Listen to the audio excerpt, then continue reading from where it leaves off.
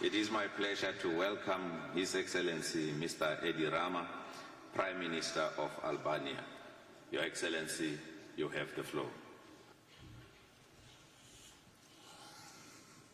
Well, I decided to leave aside my well-prepared speech because in the meantime, since yesterday, I was watching the silent TV screens in the Leaders' Lounge, where the organizers have thoughtfully added green plants above the comfortable couches.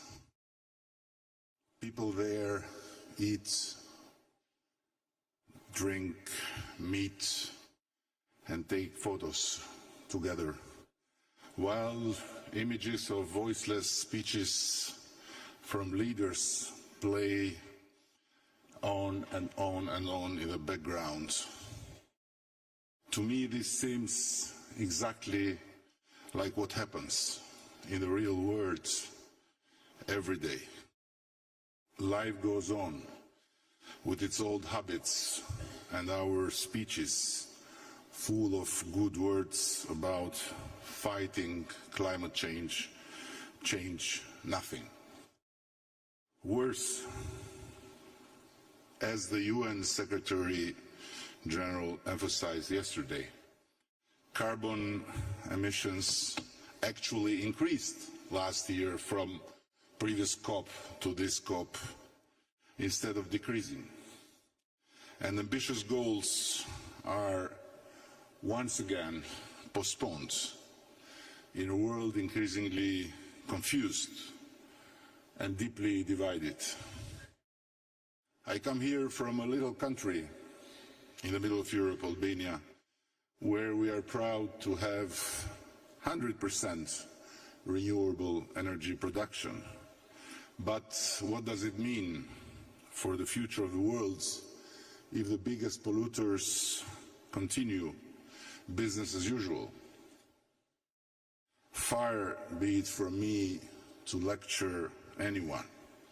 After all, we are used to being lectured, not to lecturing others. But my point is, what on earth are we doing in this gathering over and over and over if there is no common political will on the horizon to go beyond words and unite for meaningful action? And adding insult to the injury, some major and minor players even boycotted this annual global event. What does this mean? For a long time, we Albanians lived under the curse of a brutal history that left us in complete isolation. No individual rights, no freedom of movement, no hope for the future.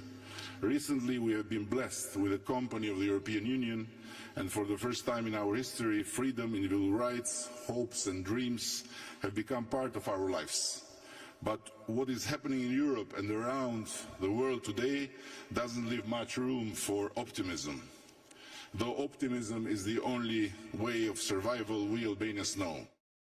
And while my voiceless image plays on the silent TV screens of the beautiful lounge next to this room, I want to end by evoking here a story from Anas bin Malik, may Allah be pleased with him, and I'm a Catholic by the way, who narrated that the Prophet Muhammad, peace be upon him, said, if the day of judgment comes while one of you has a sapling in his hands, if he is able to plant it before it comes, let him plant it. Thank you very much. Thank you, Your Excellency.